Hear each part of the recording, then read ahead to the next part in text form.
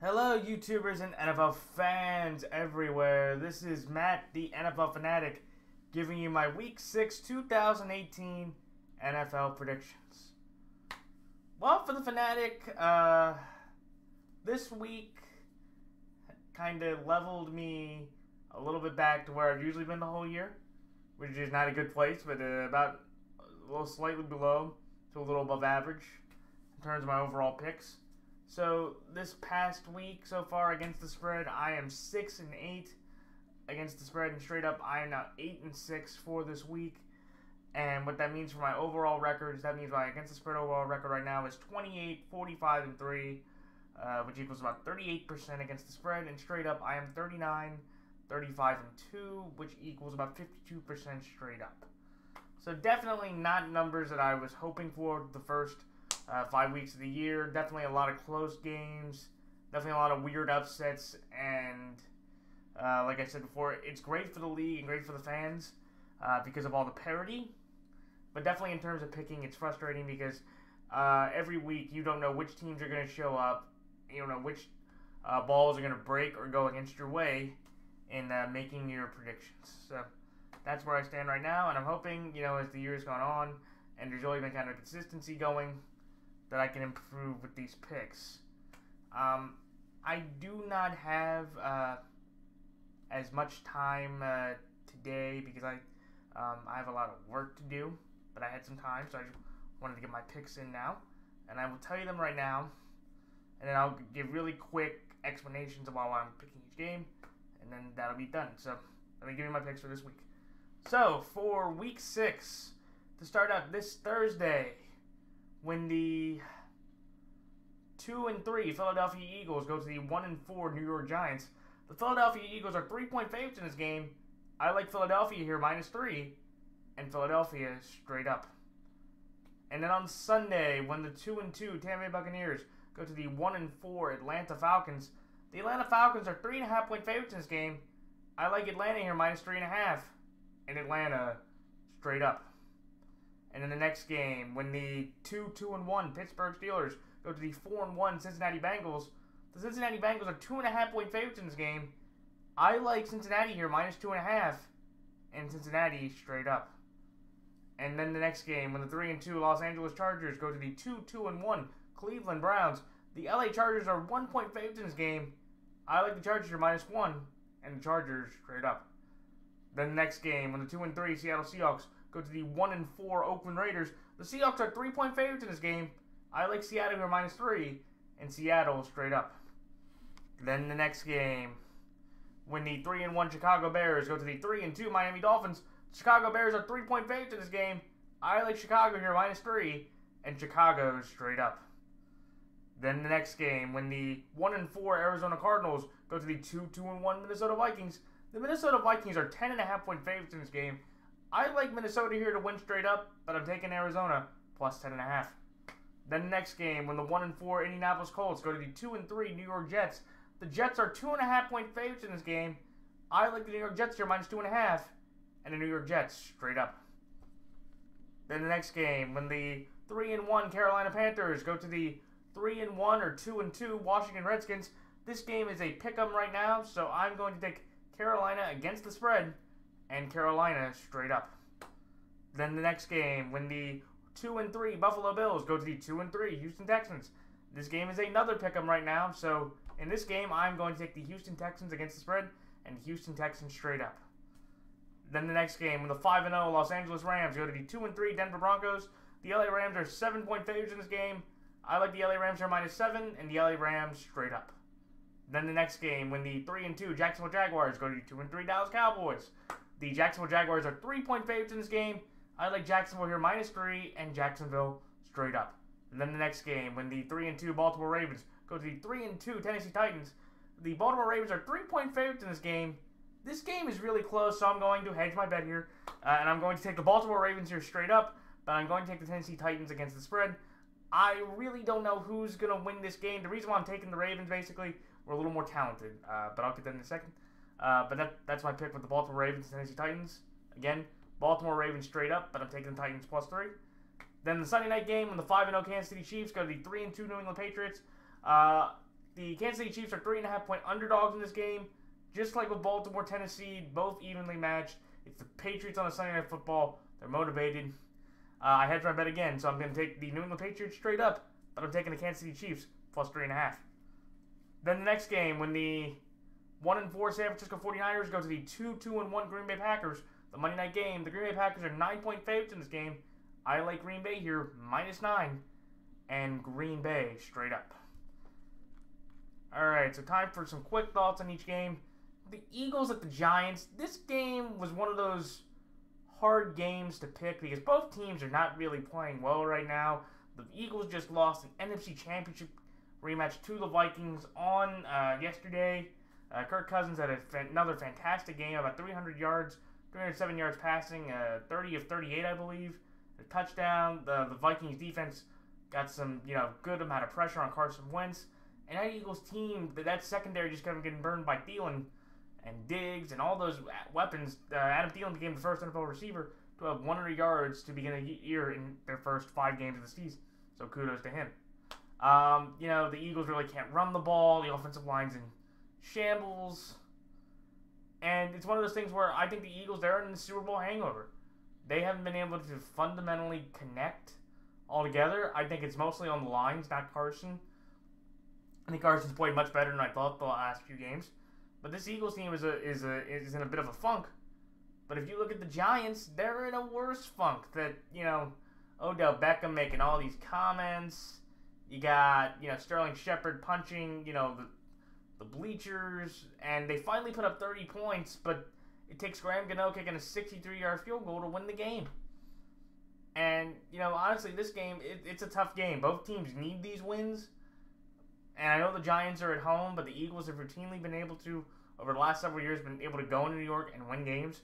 I think they've won more games in New York than not over the last several years. And with just that confidence of the talent and just knowing what the Giants have to go through, I know the Giants may be more prideful, and they said that, they're all getting together to, play after what happened on Sunday or what happened yesterday after the comments came out. But I just think the Eagles, look, they are in a position where they need a win. They realize what they've gone through the last 2 games to lose 2 tough games. And honestly, I just feel like, again, the Giants' bad luck will continue to happen more. And I trust the Eagles to play a more fundamental, consistent game. They're going to be able to shut down Barkley at a good rate. And I just don't think Eli, even with how bad the secondary is, even if Odell burns, the Eagles secondary, I don't think it's going to be enough of the other weapons they have around him. Especially you probably know Evan Ingram around, so there's no middle threat. And I think that Eagles defense will get the Manning, and that'll be the difference in the game. So that's why I like Philadelphia -3 and Philadelphia straight up. The Falcons over the Buccaneers. This is one of those games. The Falcons really disappointed me because it wasn't so much of the fact that they, gave up points. They gave up 40-plus points to the Steelers. I kind of expected that. It's the offense that really surprised me. That they only could put up 17 points against the Steelers defense, which had looked horrible through the first 4 games. But it's one of those things with me with Tampa Bay and Atlanta. I was very prone to pick Tampa because I've seen this offense work with Ryan Fitzpatrick. I know how well it can be against bad defenses, and Atlanta is probably one of the worst, if not the worst defense in the NFL in most categories. I just had to take Atlanta because I don't know how Winston's going to do. This is going to be his first start of the year. He's kind of been an up and down, underachieving bust type quarterback, and I could definitely see him, putting up numbers and winning this game. But since it's Winston and he has problems just maintaining control anyway, I think the Falcons will be able to find a way to win this game by getting through the Bucs defense. If Mitch Trubisky can throw 6 touchdowns on this defense, Matt Ryan with the weapons he has around him, a fully healthy team with a quarterback in Winston that's prone to make more mistakes and just not as confident, should be able to pull out an offensive victory. They should be able to put up more points. Do I think the Bucs will be able to put up points and score? Absolutely. That Falcons defense has been ravaged by injuries, and I think Tampa Bay can continue to exploit that. But I'm taking Atlanta here. I trust the offense, and I feel like Tampa Bay is going to make that mistake that gets the Falcons one extra chance to win the game, or they'll make one defensive play that'll be the difference in the game. This game could definitely turn, out to another kind of shootout way because Tampa's defense has not been as good either. So this could be more of that shootout game like I thought last week or yesterday was going to be. But I'm taking Atlanta here. They're home, and I just can't trust Winston. If Winston was playing better, if Winston was starting and he played well, just like Fitzpatrick did, I might have taken Tampa to win this game. This is his first game. I can't trust him going into Atlanta. And I'll take the Falcons to win just off that. But would I be surprised if Tampa won this game? Absolutely not. So that's why I like Atlanta here, -3.5, and Atlanta straight up. Next game, Cincinnati over Pittsburgh. This is one of those games that, if you really think about it, the Bengals are the second best team in the AFC. I have no shame in saying that. Even though they had got outplayed by the Dolphins for 3 quarters, that last quarter really showed me something of how that defense was able to force 3 straight turnovers and be able to seal the victory for the Bengals. They've been able to run the ball effectively. Dalton's having one of his better years in a few years. They're being able to get weapons and make plays. With even Tyler Eifert going down, they still have other assetable weapons. Even Gio Bernard didn't play, and they were still able to play a solid game. And my thing is this: I feel like the Steelers, they were motivated. Yeah, they got a nice pick-me-up playing the Atlanta Falcons, but the Falcons' defense is not the Bengals' defense. I feel like the Bengals have been more solid on defense, and with no Le'Veon, Connor's not going to be as effective. And I think this, just like with the Ravens, on the road going against them, the fact that the Bengals know that Le'Veon's not going to be there should be enough to elevate their entire roster's game in order to win this game. This game is huge for the Steelers because if they can win this game and get themselves a 3-2-1 position with Le'Veon Bell coming back, they are right back in the division race and even right back in the playoff Super Bowl conversation with that kind of momentum generated.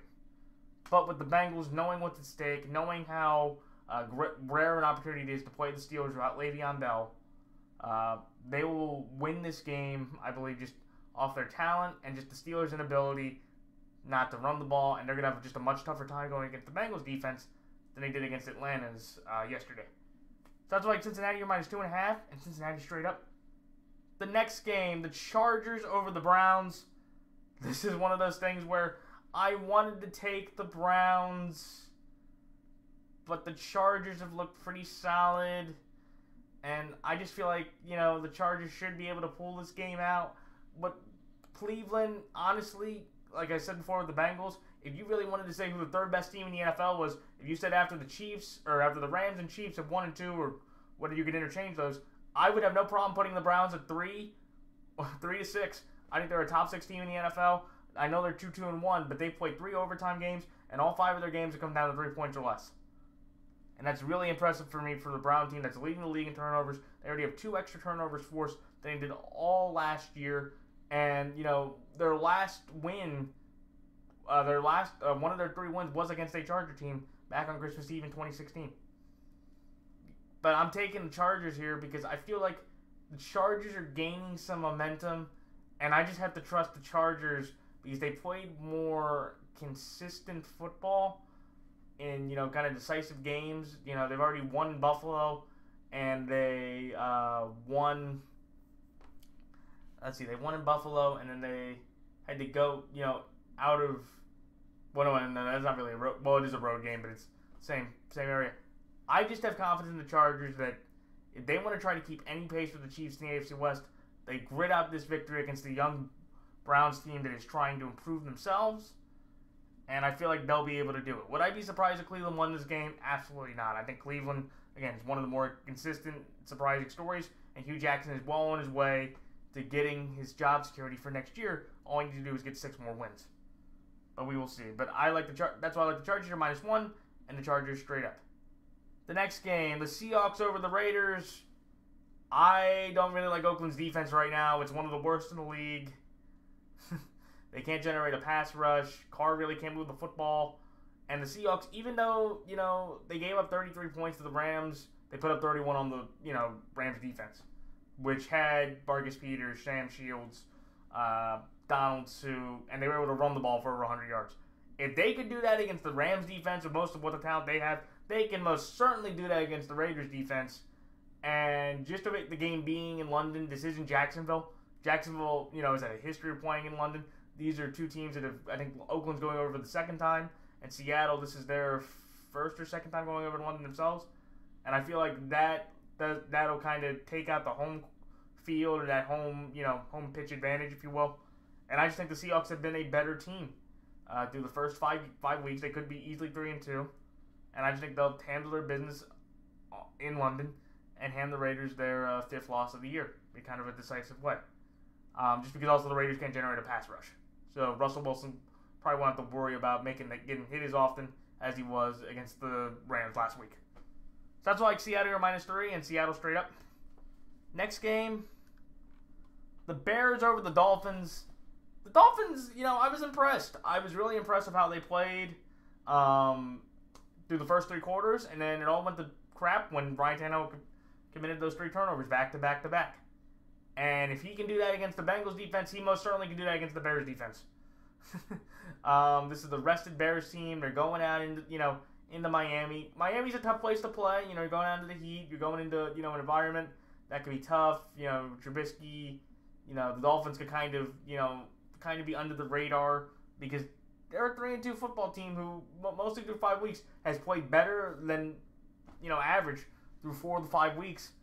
But I'm taking the Bears here. I just think they're rested. They have more talent. They're on more of a defensive role. And I just think Ryan Tannehill will make more problems and have more mistakes against the Bears defense than Trubisky will try against the Dolphins defense, which basically really has no big, playmakers besides Rashad Jones at safety and Quinn. So that's why I like Chicago here -3 and Chicago straight up. Next game, the Vikings over Arizona. I'm taking the Vikings because they got one of their biggest wins of the year against Arizona. I feel like with the Vikings that they were able to put it, somewhat together. They still can't run the ball really well, which is kind of surprising, especially with Dalvin Cook, who's been dealing with some injuries himself. But I like the Vikings here because I feel like they are going to try to use that momentum against the Eagles and catapult it into their next 2 games where they have to go to the Jets and they have the Cardinals at home. And they should be able to win these games, just by how they play. Kirk Cousins has had a fantastic year. Josh Rosen, congrats for him getting his first win as an NFL quarterback and NFL professional. But I like the Vikings here because I think they'll be able to run the ball better. Their defense finally started to look like they were confident. And Rosen will make a couple mistakes against this defense because I think Zimmer will have a great time going against this rookie quarterback. And I think that'll be big enough difference to win this game. But I'm taking the Cardinals here plus 10.5 because the last time the Vikings were pretty much considered by many to win the game, they played Buffalo and they lost by 21. So I'm going to give the Cardinals the benefit of the doubt and say Arizona plus 10.5 for that reason. Next game, the Jets over the Colts. This one to me is hard because, Andrew Luck, the Colts have been on a bit of a roll. He's been playing better football. But I'm taking the Jets here just because I feel like the Jets, they have a little bit more defensively, and the Jets are at home.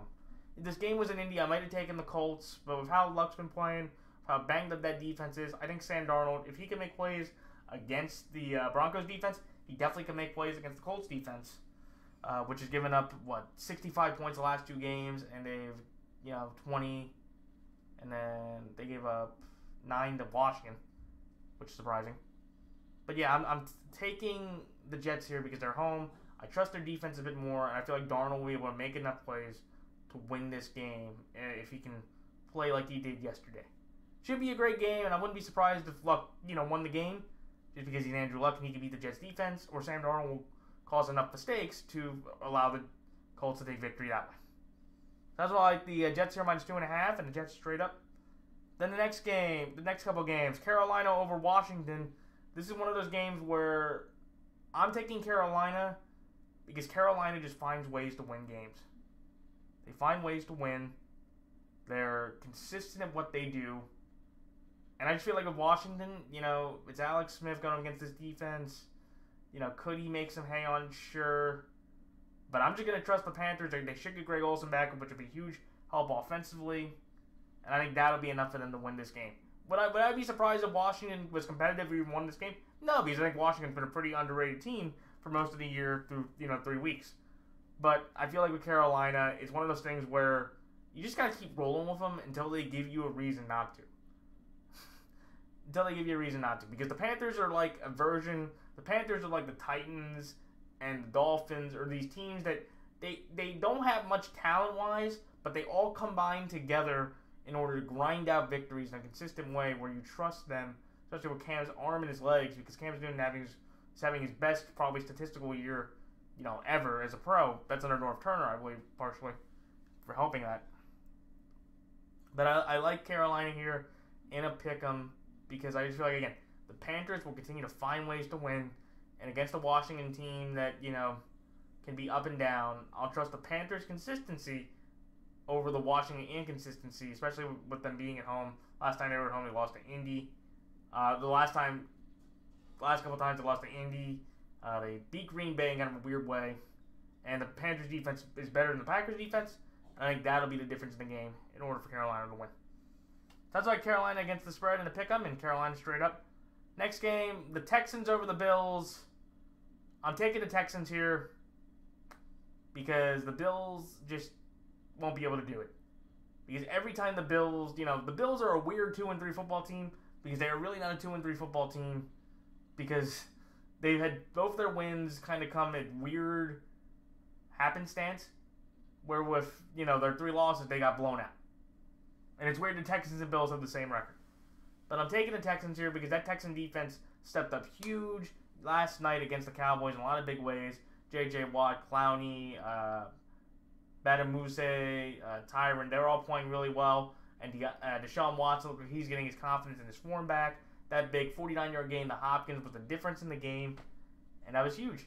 And it's just something to me where I look at the Buffalo Bills. The Buffalo Bills could surprise us. But here's the thing. The Titans are just bad offensively.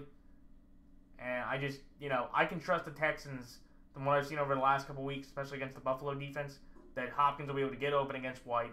And that Texan defense should be able to shut down the Bills' offense. Basically just LaShawn McCoy and Josh Allen running the football and no receivers to throw to. So that's why I like Houston against the spread in the pick'em and Houston straight up. Next game, the Rams over the Broncos. I'm taking the Rams here. Pretty easy. I feel like the Rams, they're going to continue to offensively generate points. I do feel like with Keenum, having kind of the way he's played, it's about time to start questioning if Case Keenum, should, be benched. Not because he's been playing bad. He's playing non-winning football. That's what it is. He's playing non-winning football. And how much money that's there, for me, I think it's one of those tough situations or it's one of those easy situations to go, look, Case was there for a bridge gap, and they're not winning football games, and they got kind of smoked by the Jets, which should not have happened. And you could say some of that's on the defense, sure, but Case really didn't help and generate that much either. And I would be more than willing to accept now that Chad Kelly, either this week or coming up soon, should be getting more opportunities to play and try to win that way. And again, maybe Keenum, has a great day against the Rams. Nobody expected Russell Wilson to do what he did. But I'm taking the Rams here because I feel like if Darnold can put up over 30 points and that run game can do that, the Rams can do the same exact thing, if not better, in Mile High. And win this game in a interesting, kind of weird shootout, possibly. That I'll take the Rams to win against the Broncos. Tough way there. Sounds like the Rams -7 and the Rams straight up. Next game, the Jaguars over Dallas. Blake Bortles does Blake Bortles things. He throws 4 picks, and nobody cares, or people are just angry. But I'm taking the Jags here because the Jags, every time they have one of these bad games, and it's shown over the last 2 years in the Marone era, every time they get embarrassed, they come right back the next week and kick the rear ends of whoever they're playing. And unfortunately for the Cowboy fans, that's them this week. Do I think Dallas can make it definitely competitive? Absolutely. That Cowboys defense has been one of the most consistent assets that Dallas has had the whole year. And I trust that. But I'm taking the Jags here. Been able to run the ball more effectively. Jacksonville, Blake Bortles should be able to bounce back. And I have confidence in the Jags to be able to, get Dak to throw 2 or 3 interceptions. And even if they put up 12 points, I expect the Jags to shut down more effectively than how Kansas City did. Because I feel like Kansas City had a much more talented roster across the board that you had to deal with. Jacksonville, not so much. Or Dallas, not so much. You have to worry about Dak and Zeke. And if you get Dak to have to throw the football, that should be good enough to win there. So that's why I like Jacksonville -3 and Jacksonville straight up. Next game, the Ravens over Tennessee. This is one of those games where I would not be surprised if the Titans won this game, but I'm taking the Ravens just because I feel like we have more offensive talent, and they don't. Our defense can shut down Corey Davis and Taywan Taylor, and then we'll be fine because they really have nobody else.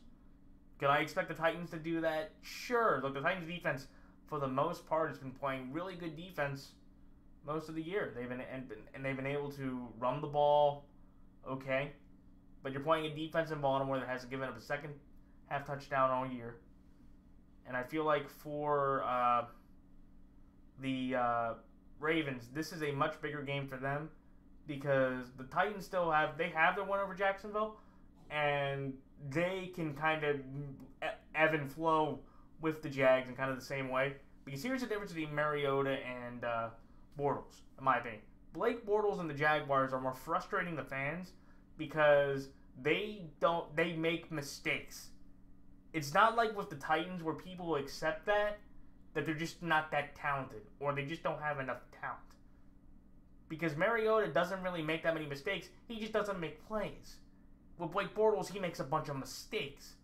And that's where people try to, either go, give Bortles more flack and Mariota, more frustration in that way. Because Blake Bortles threw it 61 times, and they averaged over 7 yards a carry on the ground, which stunned me. But maybe that was because they were down behind, and Bortles kept turning it over. So at that point, they couldn't run the ball, really try to save themselves. But I'm taking the Ravens here. I feel like we have more talent, and I feel like our defense, if we shut down Corey Davis, if we shut down Taywan Taylor, they're not going to be able to move the football. And I feel like we can move the football on the Titans enough, especially with the kicking game, because we have a better kicker. I feel like we can win this kicking contest unless we get one of them blocked. So that's why I like the Titans here +3, but the Ravens straight up. Next game, the Patriots over the Chiefs. This is just me again, kind of going with the Patriot flow. The Patriot flow is one of those that you just keep picking the Patriots until you lose enough times that, you have to finally go against them.